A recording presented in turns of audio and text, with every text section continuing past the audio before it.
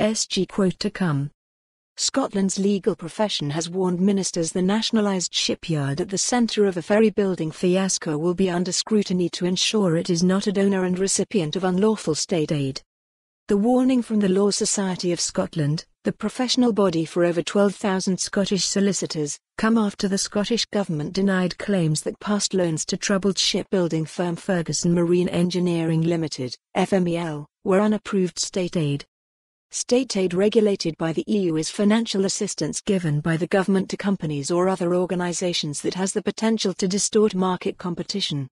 EU state aid rules aim to ensure any government intervention produces a sustainable independent industry. As revealed in the Herald on Sunday last week, the Competition and Markets Authority has already expressed its own concern about the potential risks of state control over the way ferries are operated, run and paid for in Scotland. It warned of the dangers of now government-owned Ferguson Marine being awarded work without a competitive tender process, saying it is unlikely to make it a commercially sustainable business and it may also have a negative impact on the wider industry.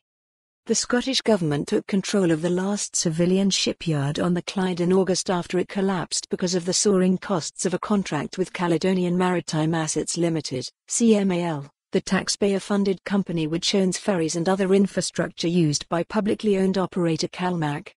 But there are concerns that public ownership is likely to make it harder to bid for some contracts under state aid rules. It comes amid a continuing wrangle over how the £97 million project for 2 ferries is now costing nearly £230 million with no sign of either being available to passengers in the near future. The previous Ferguson Marine owner, tycoon Jim McColl, who rescued the yard when it went bust in 2014, blamed repeated design changes by CMAL. He has said the prototype dual-fuel design, using both marine diesel and liquefied natural gas, required lengthy certification procedures. One of the ferries, MV Glen Sannox, which is destined for the Arran-Ardrossan route, was due to enter service in the summer of 2018, but construction delays meant that was put back.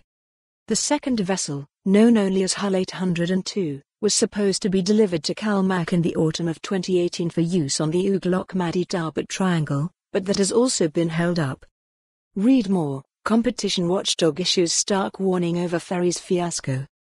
The 2 new dual-fuel boats, the first UK-built hybrid ships of their type, are being built by the now publicly owned FMEL. When considering the likely implications of the decision to take FMEL into public ownership, the Law Society said that for more on this story, visit the news article link.